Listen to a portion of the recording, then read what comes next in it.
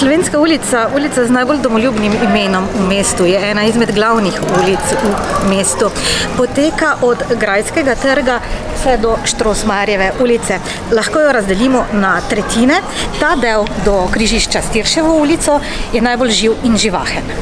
Imamo od konfekcije, bižuterije, galanterije, metražo, tako da res jih oblečemo od glave pa na nek način do pete, ne? Razen čevljev res nimamo, ne? Ampak vse ostalo pa jih pač tudi stilsko probamo svetovati, obleči in s tem tudi na nek način smo zadovoljni, če je stranka zadovoljna, obojestransko, ne. Pa vas najdejo na Slovenski ulici? Ja, na Slovenski ulici je problem v tem, da parkirnine so pač problematične tukaj, zdaj pa, ko še je pač malo večja cena tudi za parkiranje, pa še na nek način tudi rečeno, da bi naj ob sobotah tudi parkirnine bile, je pa pol to problem, ne, za ljudi.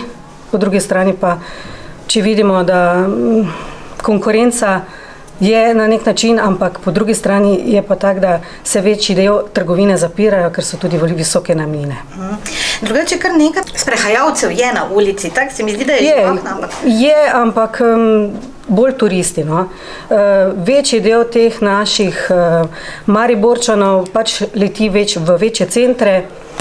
Kaj pridejo? Pridejo bolj na kako kavico, kake malo druženja, drugače pa pač pohitijo okrog. Jaz sem zelo rad na tej ulici, zdaj sem 8 let s svojim lokalom in v bistvu, ko smo prišli, je bilo najprej zelo pozitivno z leve pa z desne od obstoječih lokalov, se pravi Iliha pa Čajnice, sprejeto, ker so videli, da gre pač za dolgoročno zgodbo in v bistvu vsi, ki smo tukaj, večina, no, vse ti trije lokali so vsi lastniški, ne, kar pač pomeni, da vedno misliš, gledaš za naprej, ne. Začetek Slovenske ulice je najbolj legendarni lokal, se pravi na Grajskem trgu Astorija. Tukaj se mi pa želodec obrača, ne, zelo, tako da. S čim, zakaj? Zato, ker ne vidim dolgoročne vizije, ne vidim resnosti v tem projektu, tudi s to najemno, podnajemno zgodbo, kot že ne vem kjer. To me pa jezi oziroma žalosti, ker ulica, ki je tranzitna, ne, z tega vidika je pač, ker je velik pretok ljudi, marsikdo niti ne ve, kaj se dogaja na ulici. Ljudje nimajo odprtih oči, samo šibajo skozi. To me žalosti, se pravi, da bi ljudje malo drugače, tisti, ki hodijo, ne, spremenili odnos mogoče do Slovenske ulice. Nekdo pravi, da je problem v infrastrukturi, da bi jo morali izboljšati, glede na to, da se marsikaj lišpa in rihta. Bi rekel, vse bi bilo lepo, bi bilo fino, ampak to je še najmanj. Dobro se nam zdi, da so vsi lokali zasedeni, se pravi, da še vedno je ta najem, kako bom rekla, teh prostorov. Zdaj Astorija, hvala Bogu, je malo spet zaživela, ampak tako da to, no. Se vam poznajo tako zaprti, odprti lokali? To pa Astorijo je že kdo omenil? Ja, dobro, zdaj so tako že za nami, hvala Bogu, ti težji časi, ampak se je poznalo v teh časih še malo bolj, zdaj malo boljše. Vsi čakamo na poletje, takrat je še lepše, ko je več sprehodov, pa več obiska.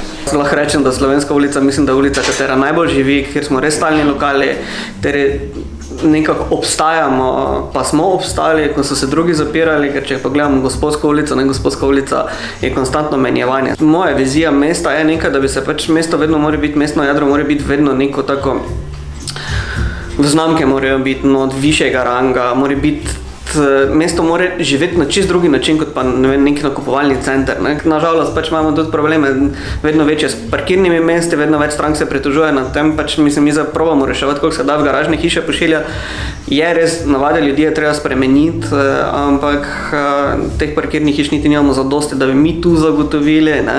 In je težko dodatno razvijati mesto v neki smeri, pač mislim, kot sami mi, kot neki solisti, pač tega ne moremo, to pač mora biti nek skupek in to je pač skupek, kateri bi mogel biti narejen z občino, ne? In tudi pač povezavo našega največjega nakupovalnega centra, katerega imamo v Mariboru, ne? Da bi se povezalo tudi tisto parkirno hišo, avtobusek naredil, ne vem kaj, mislim, bi se dalo marsikaj narediti še na tem, da bi Maribor res zaživel. Slovenska ulica se nekako na križišču z Tirševo in Gosposko ulico prelomi. Ta del do Gledališke ulice je precej manj obljuden, tudi več je zaprtih lokalov. Nekatere stavbe so prepuščene vidno propadanju. Mislim, da tam od tega križišča Slovenske in Tirševe je to mrtva cona. Mi vsi tu na tej strani pravimo, da je to Berlinski zid tam, ker je enostavno tudi turisti, ko prihajajo to. Pridejo tam, potem pa se obrne, pa navadi dol ali pa kamorkoli. Tako, ko pogledaš gor, je tako mrtvo. Ne sodi več zraven ulica, ja, ulici. to tako smo sicer v centru, ampak vse zato je tudi polno praznih lokalov, zaprti. Problem je že v mestu, ker pač ni parkirišč. Kdo bo šel v mesto, če veš, da nimaš kje parkirati, pa če najdeš parkirišče, parkirišča so draga, ljudje pač gledajo na vsaki evro, ne, in potem kaj v eni uri, če greš v center, ni nič, ne. To bi moglo biti malo bolj urejeno, da bi potem nekako občina, po mojem, bi mogla imeti neko vizijo, da privabi ljudi v mesto, potem bi se tudi mogoče še kdo odločil, da bi kakšen lokal odprl. Oni del Slovenske je blizu Grajskega trga, Trg Svobode je tam, vedno se tam nekaj dogaja, ne? In potem pač ljudje tam grejo, kjer se nekaj dogaja, ne? V tem predelu pa se nikoli nič ne dogaja. Pokrivala niso več aktualna. Če pogledate po cesti, od 10 ljudi mogoče eden da ima pokrivalo, dame več ne nosijo pokrivalo. Če bi morali nadeti Slovenski ulici pokrivalo, katero bi mu nadeli? Ne bom ravno v zvezi z to prodajo tu, ampak z strahotno neurejenim zgornjim delom stanovanjskih hiš. Spodnje dele so uporabljeni, pa tudi ne vsi, ne? Medtem ko zgoraj, samo pogledajte, to je vse prazno. Če gledate od tu, lokali so zasedeni, zgoraj pa vse propada. In to tu gor kot pokrivalo, bi vse skupaj pokril z eno streho, pa skril pred javnostjo. Ta del Slovenske tu proti Grajskemu trgu je bolj prehoden. Tu pa je zdaj več ali manj samo prehod dijakov na te srednje šole. Dijaki ne nosijo pokrival, če nosi samo tisto kapuco, razumeš, čez, kadar je treba, in so s tem rešili situacijo, ne? Žalostno. Tako da nismo v centru mesta, no? Čisto tak. Popoldne več nikjer nikoga, če ne bi bilo dijakov, pa študentov ne bi bilo. Ni druge besede, nimamo niti okrasitve, nimamo ustrezne, kaj je to, svetljave zvečer. Ničesar. Luknjo imamo pred salonom. Ulica po predvidevanjih naših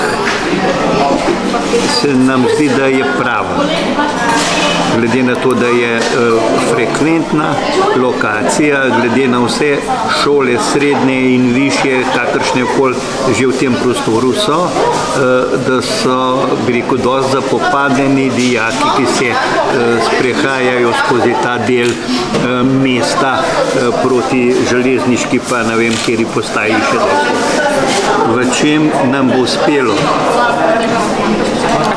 Glede na to, da se zavedamo, da mora biti danes ponudba kvalitetna, najkvalitetnejša, to imamo.